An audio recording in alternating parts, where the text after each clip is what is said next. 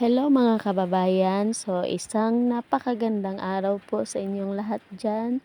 So, itong video na to mga kababayan ay papunta po kami sa bundok. Doon po sa bukid namin mga kababayan. Doon po sa sakahan namin na tinaniman namin ng palay.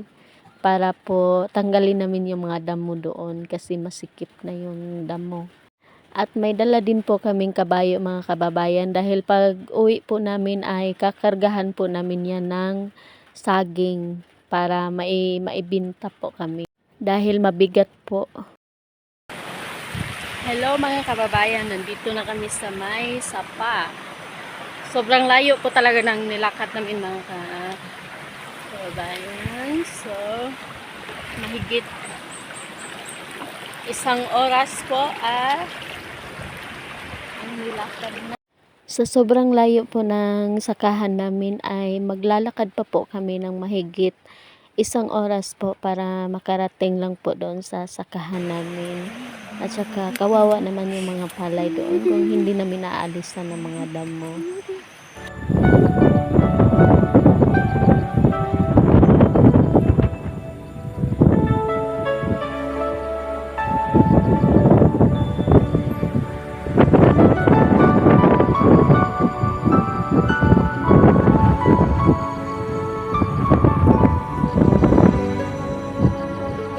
Pagdating po namin doon sa kubo mga kababayan, ito po yung kubo na tinutulugan po namin kapag dito po kami nagstay. Pagdating po namin dito ay nakahain na po yung ate ko ng almusal dahil hindi po kami nag-almusal galing doon sa bahay. At saka ako naman po ay tiningnan ko na kung ano yung ulam. At saka pagtingin ko mga kababayan ay talagang takam na takam ako, parang masarap po yung ulam na niluto. So mga kababayan, ito po yung palay namin dito. Ang dami ng damo. So ang gagawin namin ngayon mga kababayan ay tatanggalin namin yung mga damo dito. Para makahinga naman yung mga palay. Ito siya. Ito yung palay. Tuwang-tuwa po ako mga kababayan. Pagdating ko po doon ay napakakapal po ng mga palay pero marami po siyang mga damo. So hindi po pwede na pabayaan na lang yung palay na hindi tanggalan ng damo. So nagpapasalamat din po ako sa mga kasama ko. Yung mga kasama ko po mga kababayan ay wala po silang bayad sa pagtanggal ng mga damo dyan. Nagpakain lang po ako dahil meron po yan sa kultura po namin mga kababayan ay na pwede ka pong magpatulong sa kanila sa pamamagitan lang po ng magpapakain ka lang sa kanila.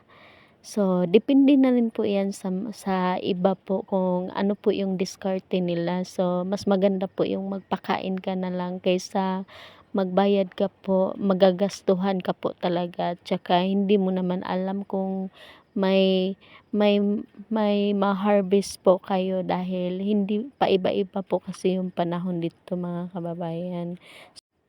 So, habang nagtatanggal kami ng mga damo mga kababayan, yung ate ko naman ay nagdala po siya ng juice para po makapag-merienda po kami. So, dito na lang kami nagmerienda dito sa may palayan kaysa naman umuwi pa kami doon sa kubo. So, nagpapasalamat din po ako sa ate ko dahil siya po yung tumulong na para siya po yung magdigamo, mag-asikaso po ng pagkain dahil tumulong po ako sa pagtanggal po ng mga damo. So medyo malaki-laki din po itong palay mga kababayan. So mahigit 1 hektar po yung nagamit namin na lupa para pagtamnan ng palay. Kaya hindi po siya basta-basta matatapos. So ito mga kababayan, pauwi na kami niyan sa kubo para magtanghalian po dahil tinawag na kami ni ate. So tawang-tawa po ako sa pamangkin ko mga kababayan dahil po sa sinabi niya hindi siya marunong magsalita ng kababayan. So pakinggan niyo po mga kababayan. Kabayayan. Hello mga kakaba. Ato kababayan. Hello mga kakabayan.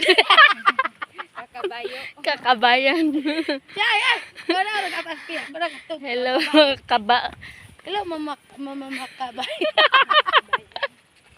Hello, makabayan daw. Hello mga kakabayan. Yo. Chay. Pauwi na kami doon sa kubo. Dahil paulan na. Paulan.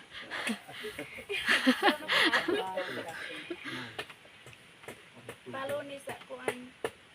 Hello mga kababayan, nasa bukid po kami ngayon, nandito sa bundok.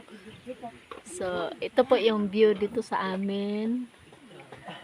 Napakaganda po at saka ang mas maganda pa po dito ay malakas po yung signal sa data. Mas maganda po yung view ko dito. Joke lang po. Joke! So, ito po yung mga kasama ko. Yan, amas maluluda. Sila po yung mga kasama ko dito mga kababayan. Hello. Grabe yung mga lulod nila. Ang tataas. May isa din dito eh, pamangkin ko. Tapos, mamaya ipapakita ko sa inyo yung mga kasama ko doon sa baba. Dahil yung kubo po dito is dalawang palapag. May elevator. So, ngayon, kakain na kami.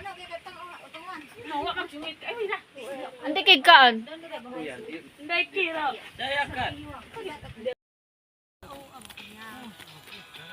So, ngayon mga kababayan ay anto oras aro alas 4. Alas 4 na po, so pauwi na kami. So, hindi pa rin kami natapos sa pag-alis ng damo. So, malayo pa yung uuwian namin. So, mauna na lang kaming umuwi. Pabalik na naman kami sa susunod na araw. So, ito po yung mga kasama ko. So, malaki-laki pa rin po yung tatrabahuan namin. So, ito po yung finished product. Yung finished product ko. So, malinis na siya. Oh! Ha? Uli kay kunatanan.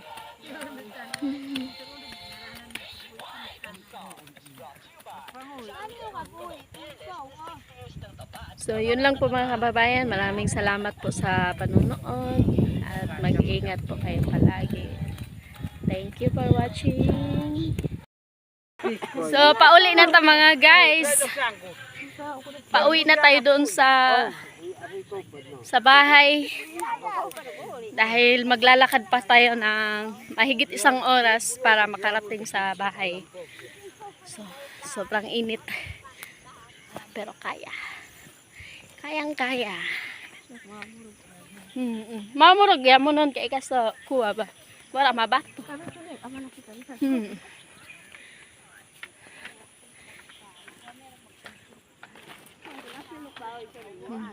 Yun po yung kubo na tinutulugan namin.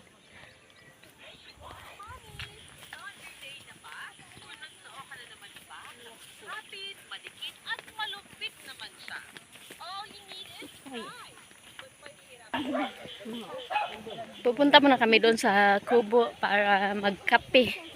Dahil dito po sa bukid, kahit po matarik po yung araw ay nagkakape po kami. Kasi malamig po yung klima. So, ayun po. Nakapag-init na sila ng tubig.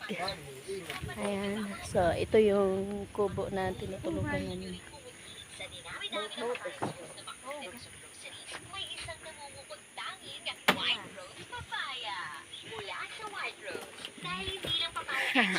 Nabidjuan at ligang kapampanikuan ng abo. Ito po yung ate ko. Nagsusubat kape. Siya yung nagluluto ng kape.